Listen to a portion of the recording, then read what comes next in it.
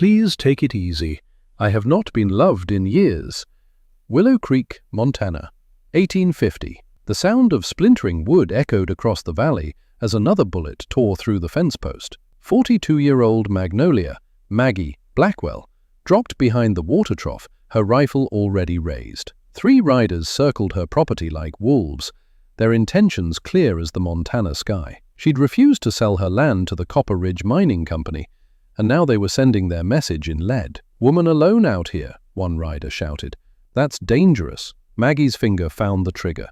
"Not half as dangerous as trespassing on my land." She fired once. The man's hat flew off. The riders retreated, but only to the tree line. They'd be back. They always came back. As dust settled, Maggie noticed something else. A 4th rider slumped in his saddle, bleeding, heading straight toward her barn. He wasn't with the others. His horse stumbled, nearly throwing him. Maggie's instincts warned. Trust no one. That's what 17 years of widowhood had taught her. 17 years since cholera took her husband and left her with nothing but calloused hands and a heart that had forgotten how to hope. But the stranger was falling now, hitting the dirt hard. Against every reasonable thought, Maggie ran toward him. When she rolled him over, she gasped.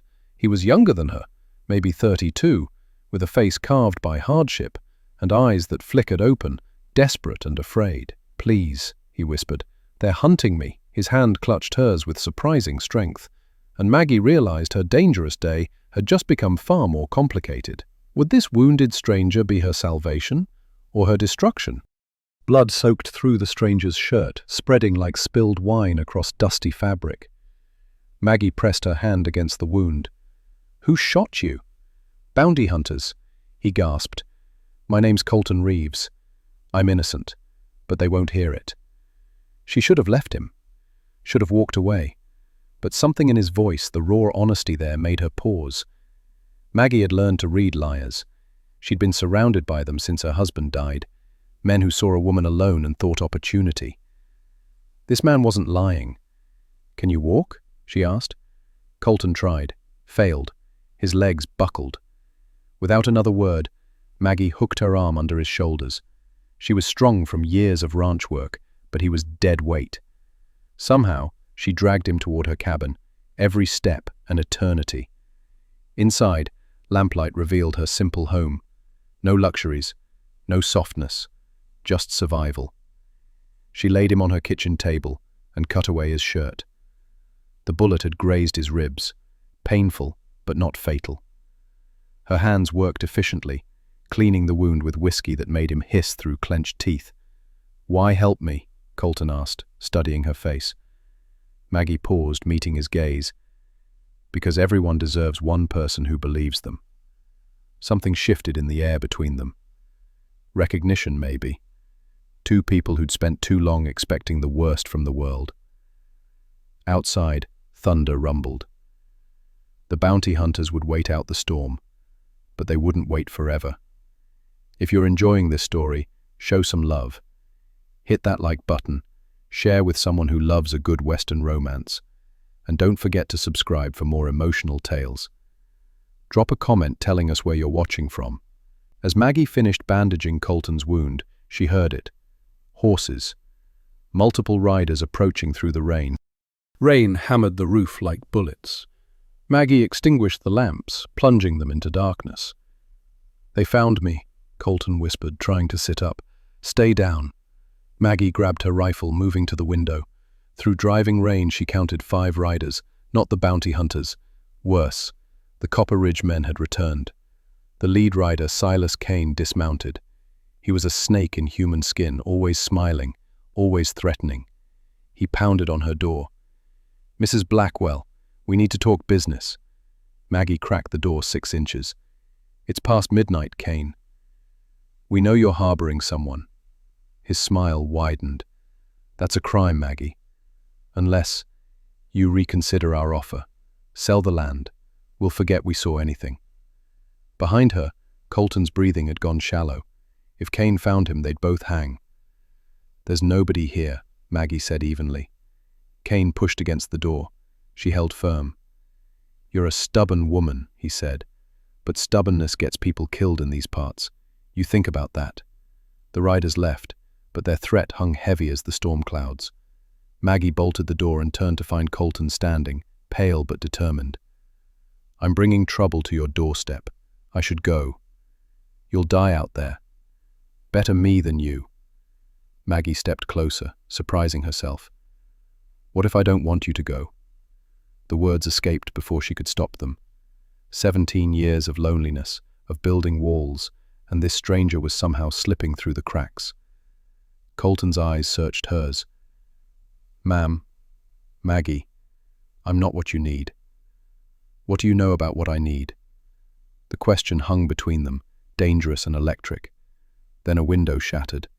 A flaming bottle crashed through, spreading fire across her floor. Maggie grabbed a blanket, smothering flames while Colton stomped out embers. Smoke choked the cabin. Through the broken window she glimpsed riders disappearing into darkness. "They want you scared," Colton said, breathing hard. "I don't scare easy." But her hands trembled as she surveyed the damage. Colton found a board to cover the window. As he worked, Maggie watched him move, careful but capable despite his wound. There was something about him, something decent in a world that had beaten decency out of most men. "Why are they hunting you?" she asked. Colton's jaw tightened. "I witnessed a murder in Silver Creek. The sheriff's brother killed a prospector over a claim dispute. I testified against him. Now the whole town wants me silenced." "You could have stayed quiet." "Could have. Didn't seem right." Maggie understood. Doing what's right rarely was the safe choice. She poured coffee, her last bit of grounds. They sat at the table, two people bound by circumstance and something neither could name. "How long since your husband passed?" Colton asked gently. 17 years. Sometimes feels like 17 minutes. Sometimes like forever." "You never remarried?" Maggie's laugh was bitter. "Men around here want the land, not the woman. I learned that lesson quick." Colton's hand crossed the table, hovering near hers. "I'm sorry the world taught you that." His touch was light, questioning. Maggie's breath caught. When was the last time someone touched her with gentleness instead of greed? "I should rest," she said, pulling away. "You take the bed. I'll keep watch." "Maggie, please, just take it easy with me." Her voice cracked. "I haven't been loved in years. I don't remember how this works." Colton opened his mouth to respond when gunfire erupted outside. Maggie grabbed her rifle, Colton right behind her despite his wound. The shots came from the eastern pasture. Through pre-dawn grey she saw her cattle scattering, a rider herding them toward the property line. Kane's men, stealing what they couldn't buy. Sons of... Maggie was already moving, but Colton caught her arm. "That's what they want. Draw you out. That's my livelihood running off, and you're no good to your ranch dead." His logic cut through her anger. Maggie took a breath, thinking. Kane wanted her desperate, willing to sell. But she had something he didn't know about. She grabbed a lantern, led Colton to the barn's back stall. Behind false boards was a small arsenal. And cash.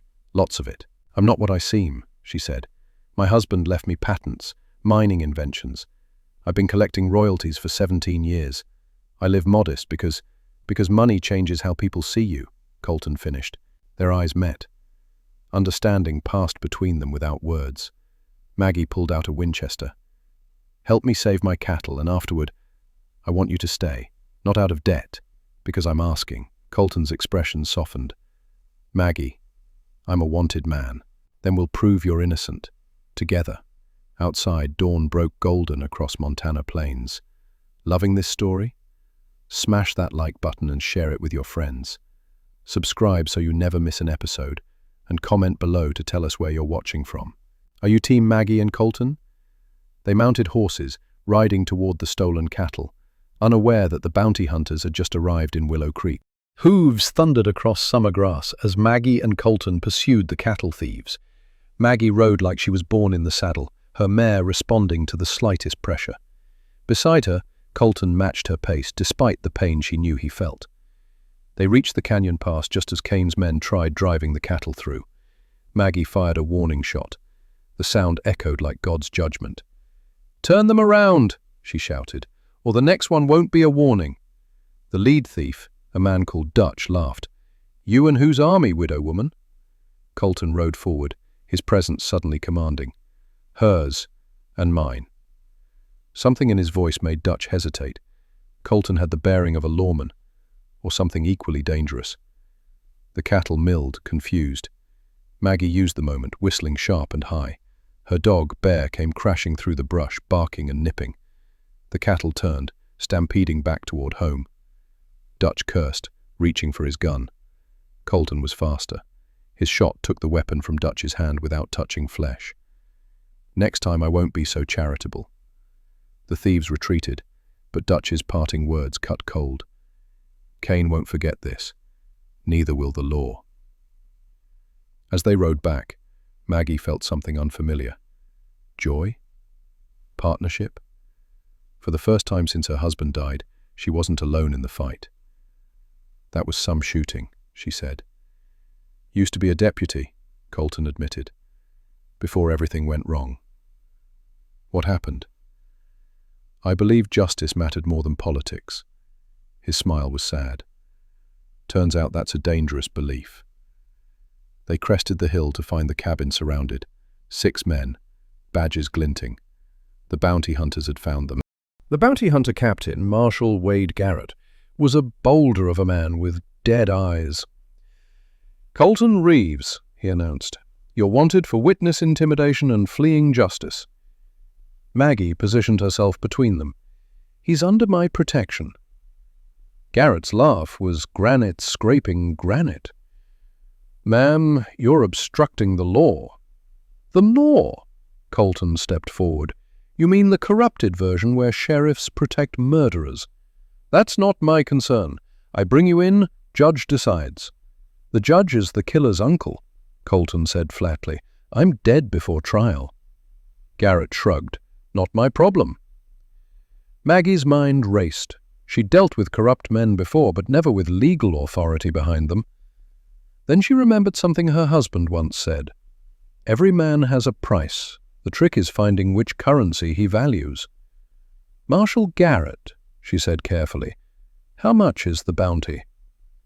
$500. "I'll pay you $600, right now, to ride away." Garrett's expression didn't change, but his eyes flickered. "That's bribery." "That's business." Colton witnessed a crime. That makes him valuable to the right people. I have connections in Denver, federal marshals who might be interested in hearing about a sheriff who commits murder.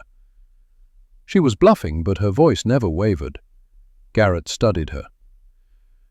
"You're either very stupid or very brave. I'm very serious about protecting what's mine."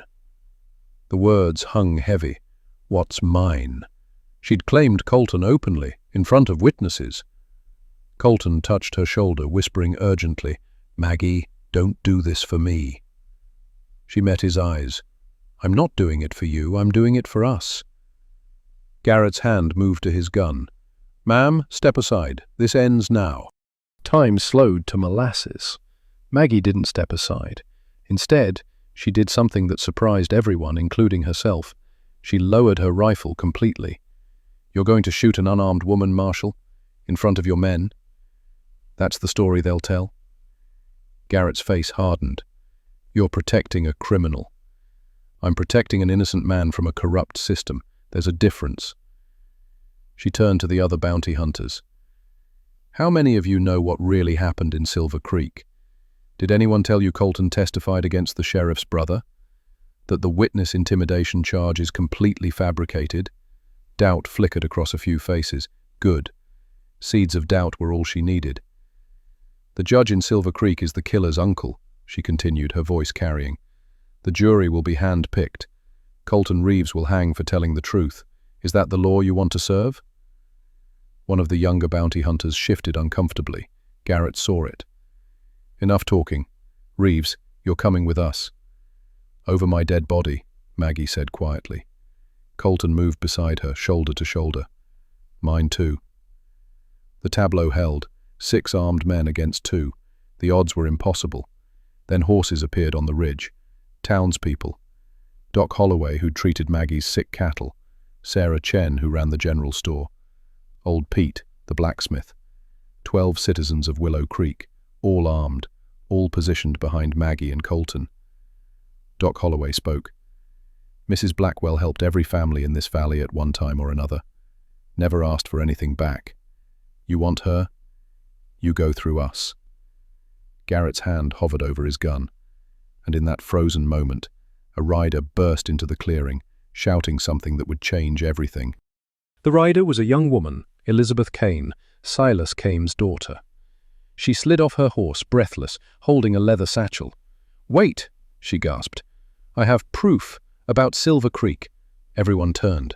Garrett's hand moved away from his gun, curiosity overriding protocol. Elizabeth pulled out papers, her hands shaking. "My father has business dealings with Sheriff Dalton in Silver Creek. I found these letters. They planned the prospector's murder together, split the claim. Mr. Reeves witnessed it by accident." She looked at Colton, tears streaming. "They framed you. My father helped. I'm sorry. I'm so sorry I didn't come forward sooner." Colton's voice was hoarse. "Why now?" "Because I heard him planning to kill Mrs. Blackwell next, to take her land." Elizabeth turned to Maggie. "You showed kindness to my mother before she died. You sat with her. I won't let him hurt you." Garrett took the papers, scanning them. His expression shifted from certainty to doubt to anger. These were written confessions, clear as day. "This changes things," he admitted grudgingly. "More than that," Doc Holloway said. "This means Silas Kane is an accessory to murder, and his men have been terrorizing Mrs. Blackwell." Garrett looked at his men, then at Colton. "Seems I owe you an apology, Reeves. And you," he nodded to Maggie, "you're either the bravest or luckiest woman in Montana." "Just protecting what's mine," Maggie repeated, her voice steady. Colton turned to her, emotion raw on his face. Before everyone assembled, he took her hand. "Maggie Blackwell, you stood between me and death. You risked everything." "So did you," she whispered, "when you stayed to fight." But their moment shattered as gunfire erupted from the tree line, Kane and his men making their desperate final stand. Bullets tore through the clearing as Kane's men attacked from multiple positions. Maggie dove behind a water trough, Colton beside her. The townspeople scattered, finding cover. Marshal Garrett and his men returned fire, the bounty hunters now protecting instead of pursuing. "Kane knows his daughter betrayed him," Colton shouted over the gunfire. "He's got nothing to lose." Maggie spotted Kane himself, circling toward the barn where her horses were trapped. If he set fire to it. "Cover me!" she yelled, already moving. "Maggie, no!" But she was running, zigzagging through chaos. A bullet whizzed past her ear. Another tore her sleeve. She reached the barn, threw open the doors, and started freeing the horses. Kane appeared in the doorway, gun raised. "You should have sold when you had the chance. I don't negotiate with murderers." Kane's finger tightened on the trigger, and Colton tackled him from behind. The gun discharged harmlessly into the roof. The two men struggled, rolling in the dirt, each fighting for the weapon. Maggie grabbed a shovel, ready to brain Kane, but Colton managed to pin him. Marshal Garrett appeared, slapping irons on Kane's wrists. "It's over," Garrett announced. The remaining hired guns, seeing their boss captured, surrendered. The battle ended as quickly as it began, leaving only ringing ears and settling dust. Maggie found Colton, checking his wound. Fresh blood stained his bandage. "You fool, you reopened it." "Couldn't let him shoot you," Colton said simply. Their eyes met, and something broke open between them.